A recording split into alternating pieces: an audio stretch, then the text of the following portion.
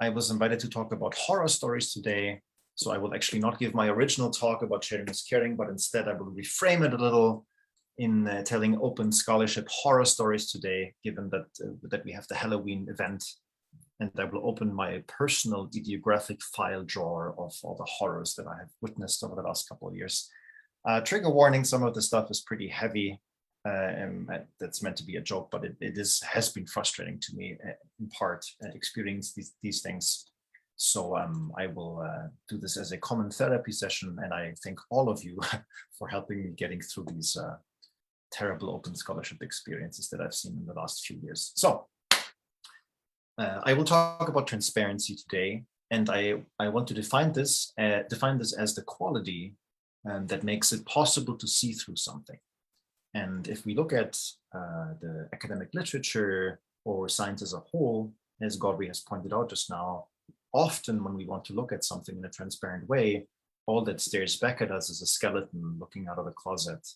And we're left wondering what is underneath that, because we don't see what we want to see. There are 5 or 6 topics that one could easily talk about when it comes to transparency. The most commonly talked about in our field are open papers, open access, and open data.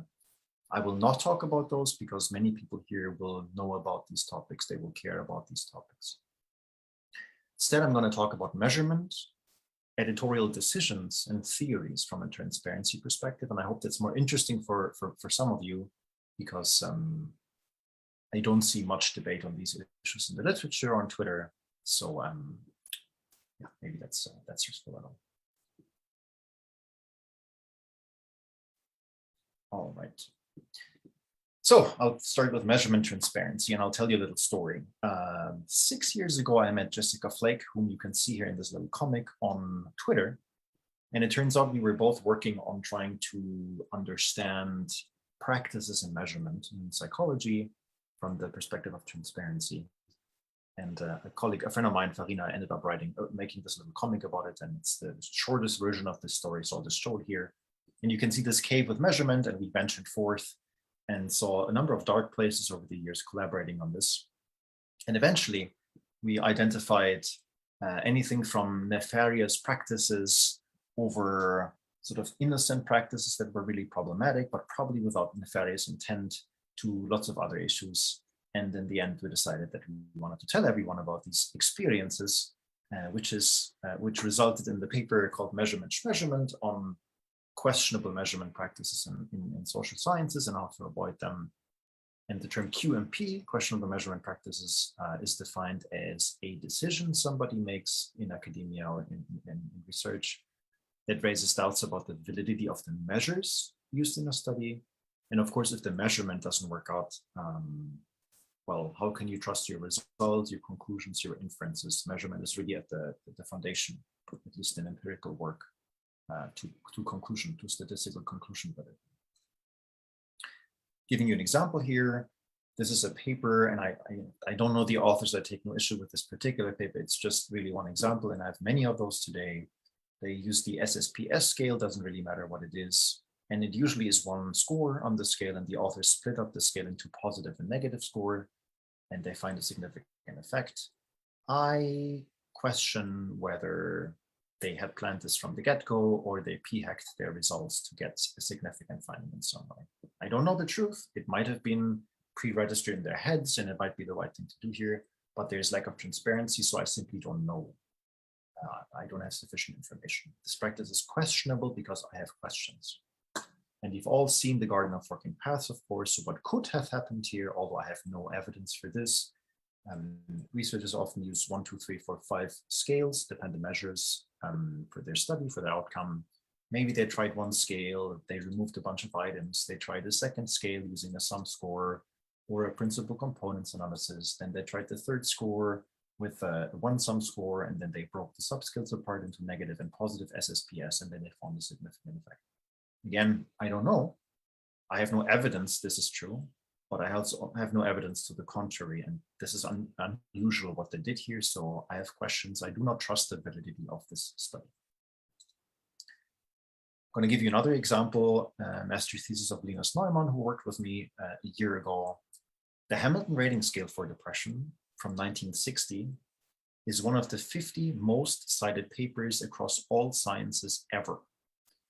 I hope that shows you that the scale is used a lot in research, and it might not surprise you that the Hamilton scale that usually has 17 questions exists in 30 different versions, all the way from 6 questions to 38 questions. And each of these exists in dozens of versions because they're translated into many scales. So you have over 1,000 versions of the Hamilton scale in the literature. And we recently randomly drew 100 papers on the Hamilton scale from famous or prominent clinical journals. And we found that only 40% of them told us what particular scale they're using of the Hamilton scale. That's a huge issue, of course. I don't need to tell you this, given that results might well not replicate across different lengths of scales, different translations, languages, cultural backgrounds, and so forth. But we have no way to tell what scale they use. They just simply don't tell us, which pollutes the literature. A last issue talking about measurement is financial interests here. And this is something that I really find quite upsetting. Some of you might know the story. If not, I recommend you look it up. It's a paper, an article in Science, 2017. I have the link down here. So the authors here, two people, published a scale in 2006 on treatment adherence. And ever since, they've been writing emails to quote from the article, demand payments of as much as tens of thousands of dollars each from hundreds of researchers for scale use for these 8 questions. And there have been several retractions as a consequence, often from scholars from the global south, because I mean, I couldn't afford tens of thousands of dollars for using 8 items for my work. Although I'm funded by the European Union and our institute has some money, but that's not feasible. And now you think, Eiko, probably the scale is super important and patented, and there are good reasons for this. No, these people just ask a bunch of questions about treatment adherence. Do you sometimes forget to take your medication? Is that worth several $10,000? Questionable. I might get in trouble for publishing these items here. I'm not even sure how this works, because in the US you can copyright questionnaires and you can make private money from those, even though your research is funded by public funds, taxpayer money, and so forth. It's really quite bizarre. So this is not illegal what the authors are doing here. I think it's just super sketchy, personally. This lack of transparency leads to problems. This copyright leads to lots of problems in the literature. And again, this is one example. We have dozens or hundreds of scales in psychology with this issue. It's very normal to copyright your measures. So I looked up the psychometric properties yesterday of the scale. And well, it turns out I can't find much information because you're not allowed to reprint the content of the scale in scientific papers. So this paper simply says question 1, question 2, question 3, and making it unclear what they measured and how they used the scale. One personal story from 2 days ago. I am currently conducting a study and we want to use a 3-item questionnaire, the mini-spin. And so I wrote the author of the mini-spin who said, well, you need to pay $800 to use the mini-spin. And to put this into context, for our 90-minute survey, if I, for each 3 items, pay $800, that's about $150,000 for 90 minutes of questionnaires. Just to show you how absurd that is to ask $800 for a question like this. Further, they wanted me to sign a legal agreement, that I could not reprint the 3 items from the scale and make them accessible. Meaning that if I were to use this in my research, I could not tell other researchers what measures I have in my study, which is very bizarre from an open scholarship perspective. Okay, if you want to increase your transparency of measures, we have 6 questions for you in our paper with Jessica Flake. And if you don't follow these, Jessica Flake will come after you and you will have a terrible Halloween. So you better follow these practices. All right, second point, looking at the time, editorial decisions and reviews. I'll make this short. We tried to publish a paper and the reviews were quite positive on this paper, but the paper was rejected by the editor. And so this is the rejection letter. Confidential comments from the reviewers indicate that a revised version of this manuscript would unlikely be acceptable.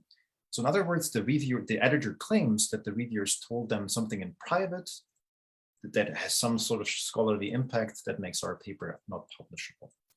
So that really set me back. I thought, oh God, what could that be? What did I do wrong? What is wrong with my paper? I followed up with the editor to ask about the process. It's kind of weird to me that in a scientific debate on the merits of a manuscript, I'm not told what the problem here is.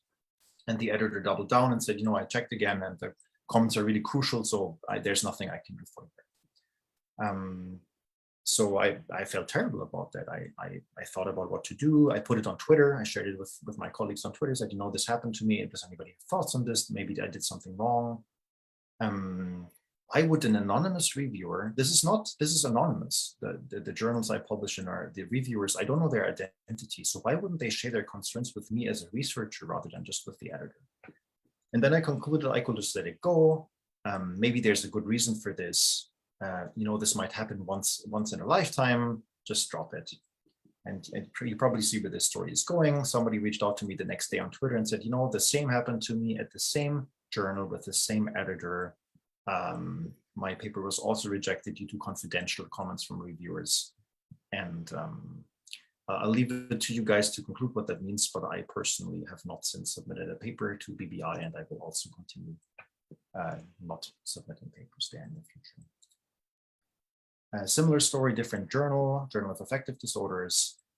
Write a paper. Both reviewers are quite positive. The editor rejects the paper. I appeal. I say, but both reviewers were really positive. What's going on here? I wrote this kind, friendly, long email repeal, and the editor said, we cannot accept your appeal. In this case, both reviewers suggested for rejection. And long story short, I remembered that one of the reviewers had signed his review. I reached out to him and he said, here's a screenshot, Eiko. I said minor revision, not rejection.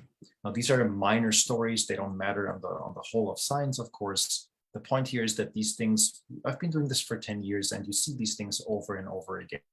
And I think it's a real problem, especially not for people like me. I have tenure now. I'm a white dude with all the privilege you can have in my position. I'll be okay. But this can be weaponized against early career people. This can be weaponized for the wrong reasons, for I don't know, racial reasons or gender bias reasons or other reasons. And this lack of transparency is a real big problem, I think. The last point, Joanne, how much time do I have left? I can skip this if I'm running out of time. 2 minutes. That's important. I can do 2 minutes. Yeah. The last point is the last point is lack of transparency in theories. And you might say, well, what do you mean, Eiko? Well, in our field, theories are often narrative and vague. They're imprecise and unclear. They're written up verbally. And so it's hard to me to see what the researchers are actually claiming, what they're theorizing about.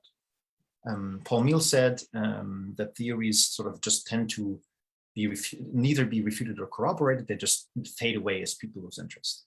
And so we've done a lot of work in the last couple of years, along with many other people, calling for more formal theories where you were actually forced to write down what you think about your theory, in the best case in equations, and then you can make clear predictions from that. So maybe the problem in two comics, I call this a hidden theory, where it's sort of hard to see what the researcher actually predicts. And then the data come in, and to me as a reader, the data neither supports nor contradicts the theory, but the researcher claims it's confirmed. And then equally bad is a vague theory, where there's some sort of theory, but it's more like a theory. And the data to me as a reader says clearly the theory is not confirmed. And then the theorist finds all sorts of excuses in psychology, people like the excuse hidden moderator, but there are many more. Let's skip this stuff. If anybody's interested, I'm happy to send this to you. Conclusion, lack of transparency is everywhere. Papers, data, code measures these theories, and so on. This lack of transparency facilitates questionable research practices and also helps to hide fraud, which happens. And I think perhaps even more importantly, it can be weaponized within existing processes or systems that are not transparent in biased and unfair ways, which is where open scholarship as an egalitarian tool comes in. Last slide. Like Govri, I want to say there are issues with transparency. Transparency will not solve all our problems, and there are reasonable concerns that young scholars sign their reviews, for example, for fear of retaliation. There are many other issues than transparency that matter, but transparency also matters, and we need more transparency. It will on average improve academia and open scholarship. Very last slide, I'm sorry to end. Many people are working really hard on this. I just found this funny footnote in a paper from 1950 where this person says, if you want to see my computer code, send me a letter per mail. I will send you my computer code. So people have been working on reproducible, open, transparent science for a long time. And just yesterday, the NWO announced many scholarships on open science, many grants that will help with transparency. So there's lots of good stuff as well after all these horror stories. Thanks, John, and thanks to all my collaborators and students and so on for helping me develop this.